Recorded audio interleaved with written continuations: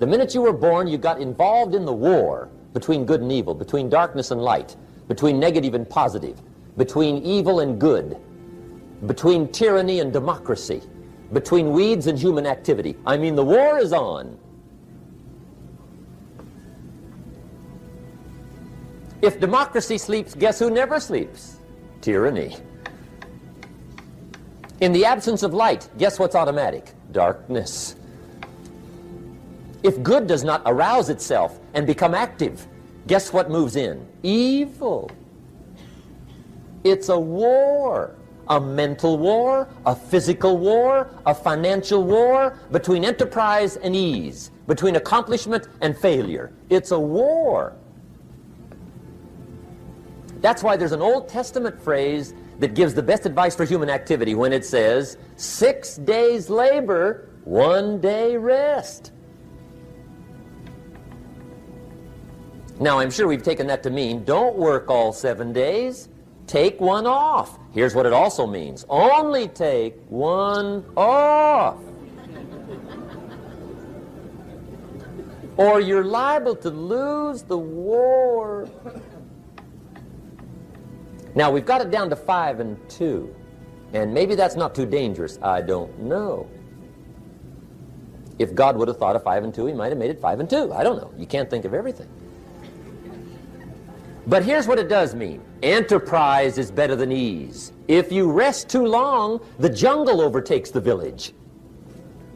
Now here's the good news about the war between good and evil. Evil is no match for good, but good must be active. Weeds are no match for human activity, but if you stand still, how far in will they come? All the way. They'll grow right up around your shoes. But if you get busy, how far back can you take them? As far as you wish. They're no match, but you must be active. That's why the 6 and 1. Make sure you're not losing the war by taking off too much. Guess what the average years are after retirement? 6. 6. Which means don't retire. Your chances are too slim. Okay. The war between good and evil, the weeds. You got to make sure you recognize the negative, handle it, deal with it, and then go on. Let's make a list of the diseases of attitude that can wreck all your chances to do well. One of the words that destroys everything is called neglect. Neglect. And I found this out. A week of neglect could cost you a year of repair. It isn't worth it. So what to be on the lookout for? Here's the list. If you were making it, you'd have the same list I've got. Right? We're not covering anything new tonight. This is a reminding session, not a teaching session. But it doesn't hurt to go over it again. Here's the list. Attitude diseases. Number 1 is indifference. The shrug of the shoulder. The guy's not even concerned. He's just drifting. This is called the mild approach to life. A disease known as mildness.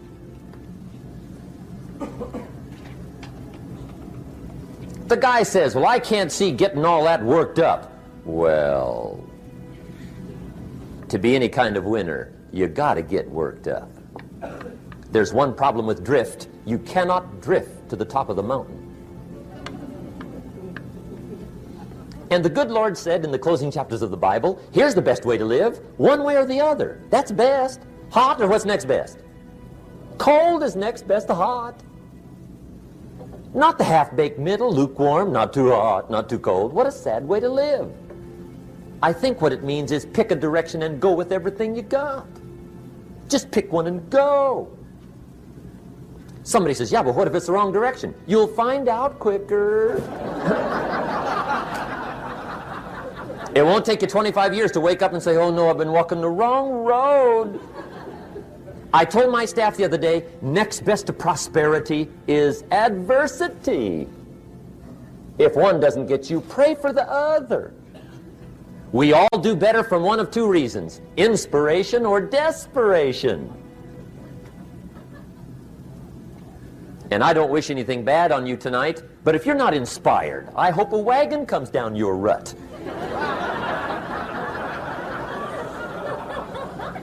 Whatever it takes to get you to try harder, read more, set your goals, and go for it. Somebody asked me one time, what quality would I pick if I wanted to work with somebody? And you know what I picked first? Number one, strong feeling. Please, number one, give me somebody that feels strong about most anything. I don't even care, just so they believe it. Even if they disagree with me. Wonderful, just so they disagree vigorously. I'm not saying it's easy to win those kind of people to your point of view, but I'd rather do that than to try to resurrect people from the dead. Pump them up every month, pump them up, pump them up. I pass. The good Lord needs a leader for the early Christians. Remember the early days of the Christians? Not like today. If you were to stand up in the early days and say, I'm a Christian, cut off your head, toss you and your wife in jail, let you rot. I mean, those were ugly days. Being a Christian back then was not called socially acceptable. They didn't have 125,000 in the Los Angeles Coliseum to hear Billy Graham on a Sunday afternoon. Not back in those days. Back in those days when the Christians got in the Coliseum, it was a different story, right? I mean, the word was, stay out of the Coliseum, especially on Sunday. Last Sunday was Lions 33, Christians nothing. See, those were mean, tough struggle days for the Christians. Now, when the days are mean and tough and struggling, you got to have some kind of leader. Do you know who the good Lord picked for the leader when the days were mean and ugly? Saul from Tarsus. That's who he picked, Saul. I'll tell you what, I would have picked him. You would have picked him. Anybody would have picked Saul. Saul was one of those incredible guys. Once he got into something, look out. Everybody in the community knew what Saul was in. Because whatever he joined, he'd flip all the switches, open up all the dials, turn on all the faucets, and go like mad. He was known as All-Out Saul. I mean, he was something else. Now, at first, it wasn't working out well. Saul hated Christians, which makes a poor leader, right? I mean, that won't work. Saul got this bug somewhere about the Christians. He got to hating Christians. And he hated them so bad, every time somebody would say Christian, he'd fly into a rage.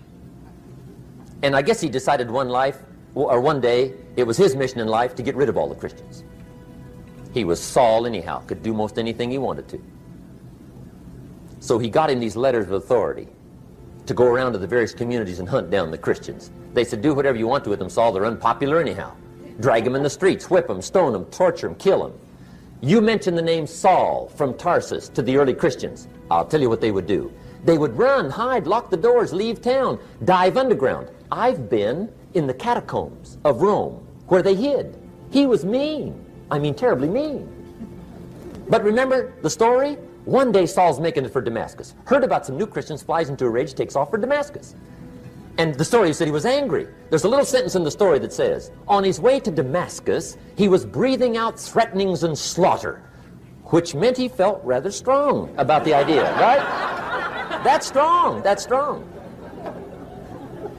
But on this journey, right, according to the story, as Saul was making his way to Damascus, the good Lord looks down out of heaven and says, there's my man, Saul. He's got to be something else. And according to the story, this great light shines out of heaven, knocks him flat, right off his horse, grinds his face in the dirt, and blinds him for 3 days. The good Lord using recruiting tools we can't use, but when you're Lord, right? To make a long story short, Saul from Tarsus becomes converted to Christianity. He becomes Paul, the great leader, the apostle. And without a doubt, the good Lord got him a dandy.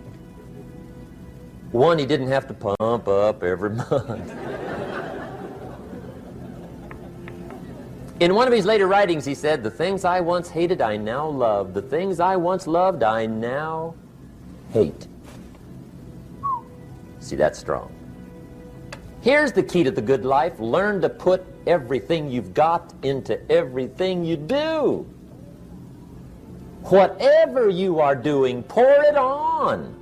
It will quickly open up into opportunity or quickly disclose to you that you ought to be doing something else. The delusion is, if I had a better job, I'd really pour it on. See, that's delusion. Wherever you are, pour it on. Don't give somebody half a job for a day's pay. Pour it on. See, that'll help change your life. Get rid of this disease. Here's the next attitude disease, indecision. Mental paralysis. The guy can't make up his mind and it becomes a disease. Pretty soon he knows he's got it. The guy says, well, I know I'm on the fence. But he says, what if I get off on the wrong side? Listen, after a while it doesn't matter. Just get off. Any side will do. A life full of adventure is a life full of many decisions. The ones that turn out to be wrong give you better experience to make better decisions. So don't see how many decisions you can get out of, see how many you can get into. That's where the adventure is. So shake off this disease, indecision. The next one is doubt. Doubt's like a plague, and one of the worst is self-doubt. There are many, but that's one of the worst. The guy doubts himself, doubts if it'll last that long for him, doubts if he can do that well, doubts if he can make that much, doubts if he can accomplish all that. A chronic, excellent self-doubter. You can imagine what damage that does to your future. So here's the key. Turn this coin over and become a believer. And there's many things to believe in. One of the majors is yourself. The understanding of self-worth is the beginning of progress. Now, if those three don't get you, this one will. Worry. That's a devastating disease. Worry. Worry causes health problems, social problems, personal problems, family problems. It's devastating. Worry long enough, it'll drop you to your knees. Could reduce you to begging. I know how bad this one is. I used to have it bad. I used to be known as a super worrier. Not a super warrior. No, super worrier. My family wished I'd have been a warrior. I got those years to make up for. But I'll tell you what. My advice to you is do what I finally did on worry. Give it up. Who needs it? I'm not saying it's easy. I'm saying it's worth it. It took me almost 1 year to kick the worry habit, and it was not an easy year. It was one of the toughest years I ever spent, but I finally got that monkey off my back. And I discovered you could live the most incredible life free of worry. Not free of challenge, not free of difficulty, free of worry. I learned how to do it, and you can. Here's the next attitude disease. Overcaution. Some people never will have much. They're too cautious. Now, you can also be too reckless, but you can also be too cautious. This is called the timid approach to life. And my caution was always the risk. Risk used to drive me right up the wall. I used to say, what if this happens? It's called the language of the poor. What if this happens? And on top of that, if this was to happen, look at the fix I'd be in. I better not try. I could always ace myself out. Then I'll tell you what changed my whole life when I finally discovered it's all risky. The minute you were born, it got risky. If you think trying is risky, wait till they hand you the bill for not trying. If you think investing is risky, wait till you get the tab for not investing. See, it's all risky. Getting married is risky. Having children is risky. Going into business is risky. Investing your money is risky. It's all risky. I'll tell you how risky life is. You're not going to get out alive. That's risky. The Englishman says, well, if that's the way it's going to work out, let's give it a go. Right, that's what it's for. Give it a go. Somebody says, yeah, but I'm looking for safety and security. Fine, then huddle in a corner. We'll cover you with a sheet, bring you 3 meals a day. And we'll protect you, feed you, look after you, care for you. We won't let anything happen to you, and you'll probably live to be 100. The guy said, well, yeah, I'd live to be 100. But what a way to live. Right. What a way to live, safe and secure. Don't ask for security. Ask for adventure. Better to live 30 years full of adventure than 100 years safe in the corner. And see, it's not important how long you live. What's important is how you live. Here's the next attitude disease. We're almost through with this motley list. In fact, we're almost through. Hang on. The next one is pessimism. Pessimism, the deadly disease of always looking on the bad side, the problem side, the difficult side, checking all the reasons why it can't be done. The poor pessimist leads an ugly life. He doesn't try to figure out what's right. He tries to figure out what's wrong. He doesn't look for virtue. He looks for faults. And when he finds them, he's delighted. How ugly. This is the poor guy who looks through the window, doesn't see the sunset. He sees the specks on the window.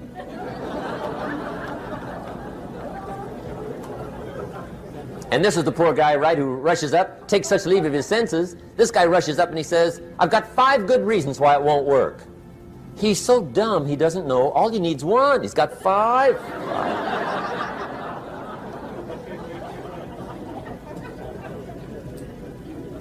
To the pessimist, the glass is always half empty. To the optimist, the glass is half full. Why would the same measure affect people 2 different ways? Answer, it all depends on how you look at it. Our lives are mostly affected by the way we think things are, not the way they are. The way we think they are affects us most. There's a subject we don't have time to get into tonight called better thinking habits. One of the major things Shove taught me when I met him, he said, poor thinking habits keeps most people poor. Not poor working habits. Most people work hard, but they don't think hard. And Shove taught me that the mind is like a factory, a mental factory. And whatever you think about all day long pours ingredients into this mental factory. And that's what builds the economic, social, financial fabric of your life. He quoted me a Bible phrase that says, as you think, so you become. How awesome. When he talked about poor thinking habits, he had me. I used to start the day reading the morning newspaper. I mean, you can believe that or not. I'd get a cup of coffee and read the paper. I'd load up on wars and riots and murders and stabbings and killings and bank robberies and muggings and car wrecks and tragedies. I'd even read the back pages. I seem to like that stuff for some weird reason. I'd load up on all that, and then I'd start the day. You can imagine the kind of days I used to have. You walk around on your financial knees. They call you economic peewee.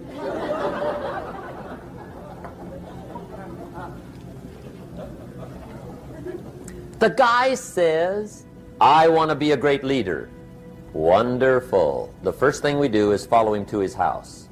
When we get there, we walk in and check his library, number 1. Somebody says, well, why check his library? The reason is because what a man reads pours massive ingredients into his mental factory, and the fabric of his life is built from those ingredients. You would not believe what some people have got in their house to read. You would not believe. One of the best dressed up words I know for a lot of it is trash. Can you imagine dumping a barrel of trash into this mental factory every day and coming out with a rich, dynamic, positive life? It can't be done. You might as well try making a cake with cement. The kids back in Danbury, Connecticut, high school. They're asking me questions one day. I'm talking to the kids. Kids got good questions these days. One of them said to me, Mr. Rohn, how do you build the good life? I said, it's simple. It's not easy, but it's simple. Here's how you build anything. Select the right ingredients, keep out the wrong ingredients, and it starts with thought. Everything starts with thought. So you must be wise and careful what you think about, because that starts everything. You got to be wise and careful. I asked the kids, what would happen if somebody dropped sugar in my coffee? They said, well, you'd be okay. I said, what if somebody dropped strychnine in my coffee? They said, well, you'd be dead. I said, correct. Lesson 1. Life is both sugar and strychnine. You gotta be careful. I said, what if my worst enemy drops in the sugar? They said, will you be okay? I said, what if my best friend, even by accident, drops in the strychnine? They said, well, you'd be dead. I said, correct. Lesson 2, watch your coffee.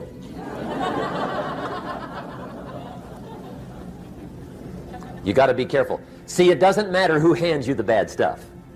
It doesn't matter where you get the bad stuff. It'll still do its damage on your bank account, wherever you get it. Mr. Schoaf gave me one of the greatest phrases when I first met him when he said, Jim, every day stand guard at the door of your mind. How important. Stand guard at the door of your mind. And you decide what goes into your mental factory. Don't let anybody just dump anything they want to in your mental factory, because you've got to live with the results. Okay, here's the last disease, and we're through with this list. In fact, we're almost through. Hang on. The last subject is very brief. The last disease, but this one is deadly. Engage in this one, indulge in it even slightly, and you might as well forget the future, because it's going to forget you. Complaining, crying, whining, griping, a Bible word called murmuring. See, that'll ace your future. Spend 5 minutes complaining, and you have wasted 5.